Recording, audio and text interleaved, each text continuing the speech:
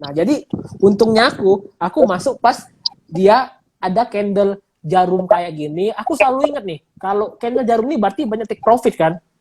Nah, kalau misalnya candle jarum ini besoknya dibalas dengan candle yang ibaratnya hijau, bukan merah candlenya, berarti ada perlawanan untuk naik lagi gitu. Kalau teman-teman cek BABP di 2021 pas dia rally kencang itu ada candle salib yang menandakan dia bantingan dari harga ARA. Ternyata besoknya dibalas candle hijau. Kemudian candle salib tadi dibikin breakout lagi. Nah, itu berarti kalau ada jarum, besoknya candle hijau perlawanan atas candle jarum itu. Yang berarti tekanan seller di candle jarum itu dilawan gitu. Dilawan untuk naik lagi gitu. Seperti itu. Jadi kalau saya nangkep sih jadinya ini memang murni experience ya. Jadi kita kayaknya kalau ya karena masing ini seperti itu udah merhatiin banget experience jadinya maksudnya udah sering ngeliatin jadi langsung tahu oh ini si ini saham ini underwaternya si ini sehingga kalau underwaternya yang mengakumulasi ya siap-siap naik harganya kan gitu ya Javinnya ya. Benar. Oke, nah ini juga bisa menjawab Mbak Elisa Arsita ya. Jadi at least tahu ya apa itu underwriter, ya kan? Apa itu kode broker, terus bagaimana cara mengklik di app sekuritasnya untuk mengetahui broker sumari. Nah, jadi harus ada step itu dulu nih sebelum paham apa yang Mas Engga maksudkan. Oke? Ya, jadi kita coba ya, semoga menjawab. Jadi ada pertanyaan lagi nih, ada masih banyak. Ya, mana nih? Oke, ya, ini juga nih. Dari Eli Suil. Nah, jadi tadi kesannya adalah ketika sudah masuk ke suatu saham, berarti Mas Engga ini harus plototin terus nih, iya kan? Gitu ya, seperti itu atau bagaimana nih Mas Engga? Atau ada tipsnya, nggak usah diplototin. Gini, kalau kalau teman-teman masuk di saham yang nggak ada volume, pasti teman-teman bingung, kok nggak naik sahamnya? Karena nggak ada volume gitu. Jadi kita mesti tahu dulu volume itu apa. Kita mesti bisa menilai suatu volume saham gitu. Nah, aku biasa masuk saham yang ada volume. Pilihannya dua. Kalau dia ada volume, kalau nggak turun, naik gitu. Dan aku selalu disiplin sama plan aku. Kalau misalnya turun, aku berani cut loss. Aku nggak mau misalnya cut loss biarin. Itu bukan cara aku. Itu cara-cara aku setahun pertama mungkin. Karena aku sakut, aku diamin. Kalau sekarang, misalnya aku CL233, aku berani cut loss. Terus pas aku naik, aku take profit gitu. Nah, terus kalau untuk masuk suatu saham spotting apa enggak, teman-teman harus tahu nih, ada timing waktu di saham. Kapan market ramai? Biasa market ramai itu setengah jam pertama, menjelang sesi 1 close, sama sesi 2, 30 menit terakhir. Nah, teman-teman mesti tahu timing itu. Kalau teman-teman tahu timing itu, dijamin deh, enak nih, sahamnya naik apa turun. Tinggal pilihannya cuan apa rugi, gitu aja. Kan biasanya kalau kita blototin kan, kok sahamnya nggak gerak, diam-diam aja, di sini-sini aja. Biasanya kayak gitu kejadiannya. Nah, Nah, berarti tipsnya gimana dong Mas Engga? Berarti Mas Engga ini tipe yang pagi-pagi mulai trading, terus diemin, atau bagaimana? Trading, gitu. Atau ada tips nggak? Pagi selalu ya? Open itu selalu? Pagi selalu. Sekitar setengah jam pertama gitu. Pagi selalu? Ya, setelah setengah jam pertama, saya slow dulu. Saya kerja, ngapain, kayak kan saya masih kerja juga kan. Jadi saya stop dulu. Nah, saya lirik, saya lirik lagi sekitar setengah 11, jam 11 gitu. Lalu sesi 2 paling mulai jam 2 gitu. Oh, mau menjelang 1 jam menjelang closing baru mulai masuk lagi gitu ya? Ya, gitu. Oke, nah itu dia jadi ada polanya ya teman-teman ya. Jadi kayak di pagi-pagi itu kan memang unsur FOMO itu luar biasa ya. Wow, happening banget kalau memang awal happening market buka itu memang sangat-sangat happening. Terus menjelang closing juga. Jadi kalau pertanyaannya apakah diplototin terus? Ternyata enggak ya. Jadi ada momen di mana Mas Engga masuk, ada momen Mas Engga lebih suka agak slow dan lebih ya udah lebih santai lah gitu kali ya. Oke. Pertanyaan berikutnya nih dari Sule Spinner. Untuk setting running trade berapa apa maksudnya ya ini? Running trade berapa? Maksudnya gimana? Berapa? Mungkin maksudnya 1 minute chart gitu kali ya, 1 minute chart, daily chart yang kayak tadi ya, maksudnya mungkin ya. Kalau belum clear mungkin Mas Sulenya silakan untuk tanya lagi ya. Jadi tadi udah dijawab sebenarnya. Jadi ada Ada daily, ada 1 minute juga kan gitu ya. Ya benar. Oke, jadi saya jelasin lagi sebenarnya. Selain itu ada nggak? Misalnya 1 hour ada nggak sih Mas Engga?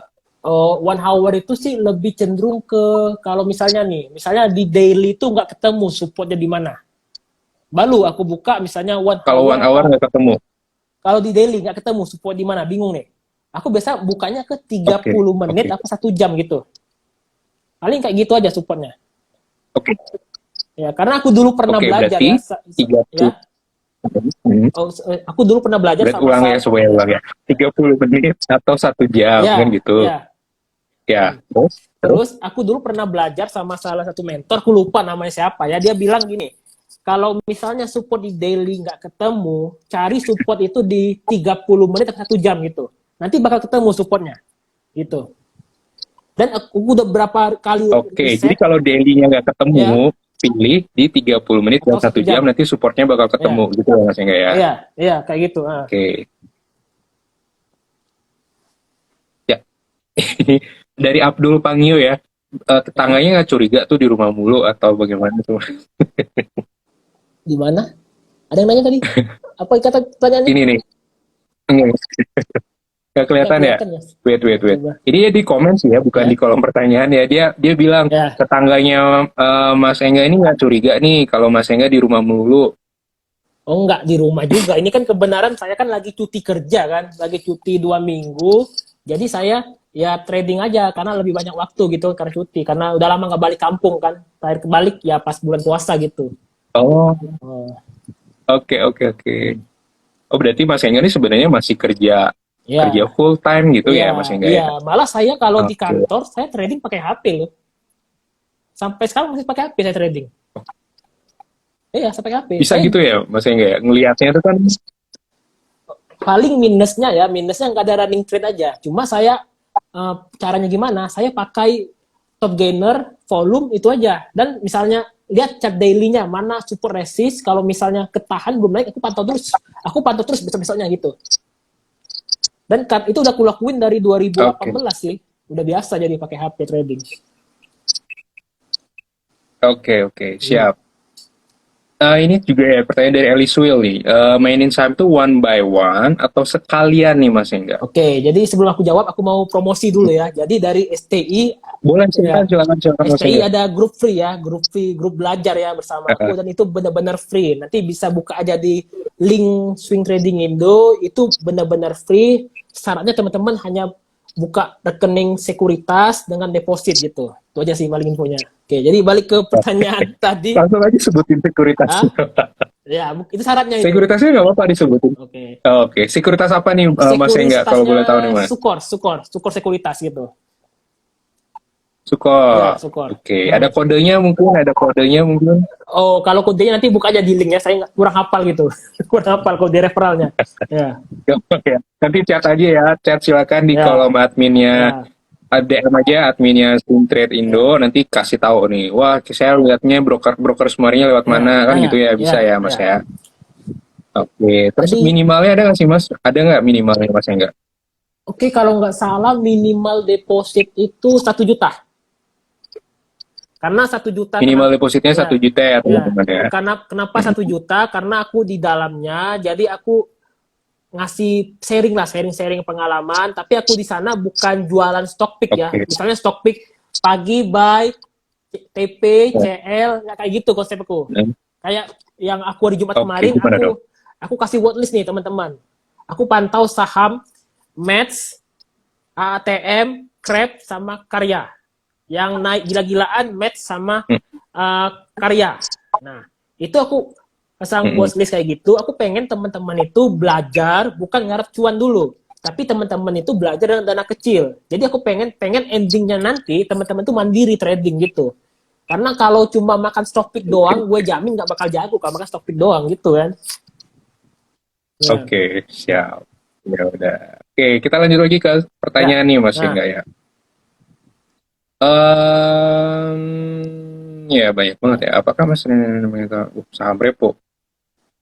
Saham repo pernah mungkin Mas Engga pakai atau meng-trans trading dengan saham repo?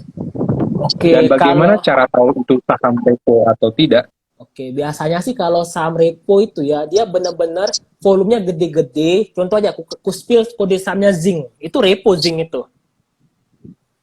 BP pun Zing. repo, ya. BP pun repo. Tapi BP itu kemarin enak diikutin karena dia uptrend. Itu enak diikutin.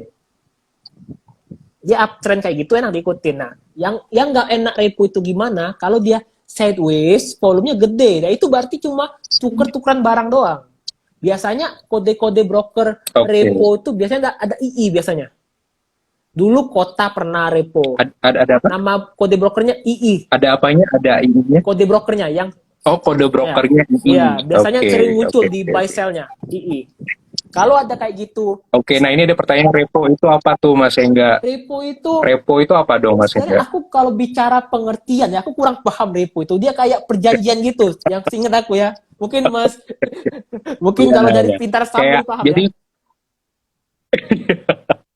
jadi definisi sederhananya ya teman-teman, repo itu kayak pinjam Nah, meminjam saham seperti itu ya. Seperti itu ya. Definisi sangat-sangat sederhana. Nanti bisa di googling ya. Oke, pertanyaan berikutnya. Nggak kerasa nih udah hampir, wah udah dikit, udah 50 menit nih Mas Engga. iya. Banyak banget pertanyaan yang luar biasa nih. Hmm. Bagus banget. Oke, tadi itu sudah dijawab ya kalau pakai app apa sekuritasnya pakai Subcore, nanti tinggal admin apa chat aja adminnya. Hmm. Nah ini deh. Mungkin ini jawabannya based on experience ya jadinya ya. Dari Okhiano. Jadi dia bilang dia nyimak karya waktu diangkat tapi nggak berani masuk nih. Gimana cara mengatasi ketakutan dalam memanfaatkan momentum? Nah, gimana tuh Oke, Mas Engga? Kalau kalau bicara experience-nya Mas Engga. kalau bicara untuk mengatasi ketakutan itu sebenarnya nggak bisa dijawab oleh orang lain, Mhm. tapi yang tahu diri sendiri. Nah, tapi aku bisa ngasih saran, pakailah dana di RDN itu jangan dana yang istilahnya uang makan di sana, uang istri di sana, uang anak sekolah di sana. Jadi pakailah dana RDN itu dana Mhm. yang benar-benar siap hilang itu. Jadi kalau dananya siap hilang, Oke, aku yakin teman-teman nggak bakal takut entry.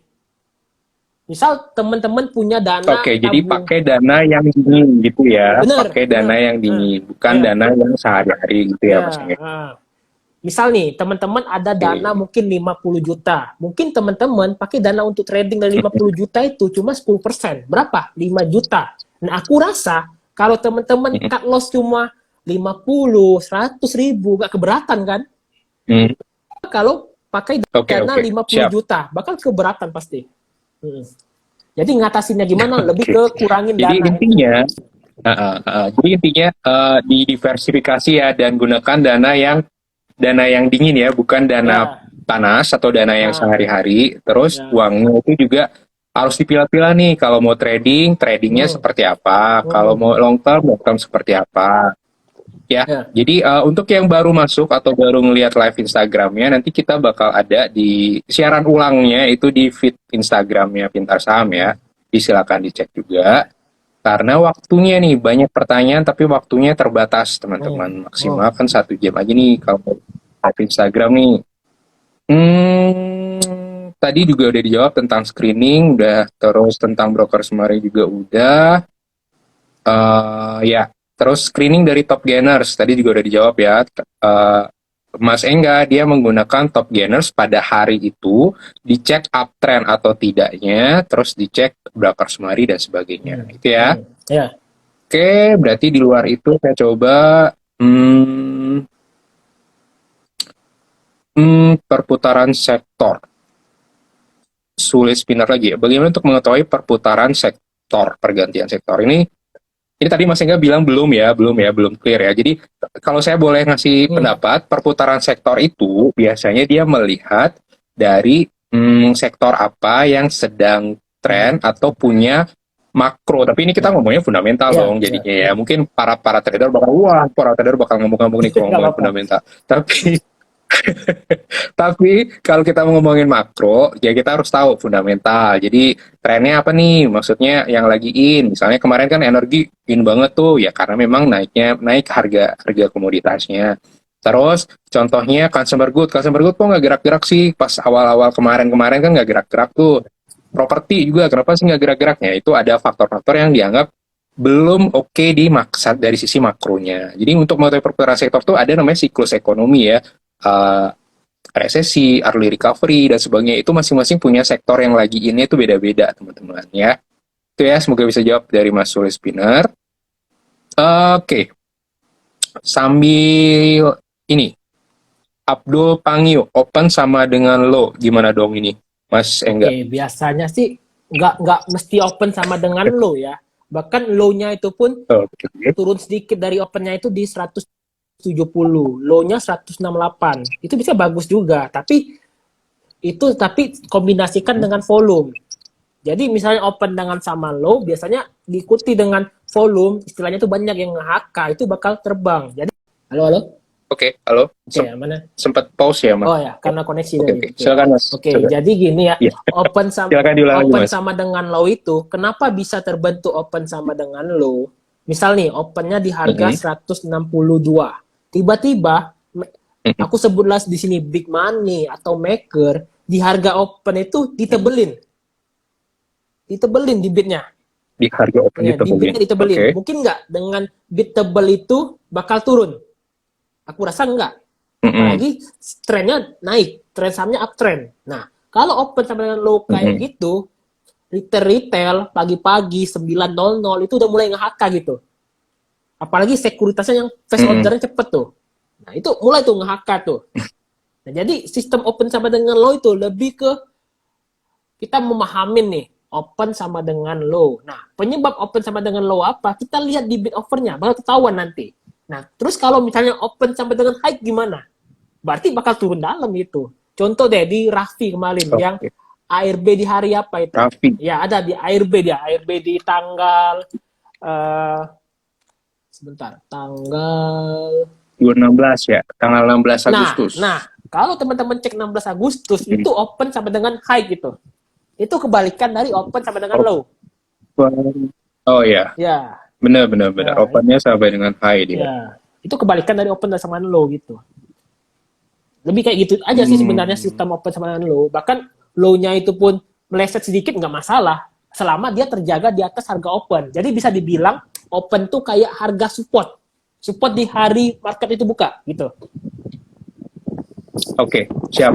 Thank you nih Mas Sehingga. Siap. Nggak kerasa nih waktunya udah habis. Ya. Jadi kita biar on time. Ya. Thank you banget sudah hadir di live Instagram kali ini. Mungkin ada tips terakhir nih Mas Sehingga.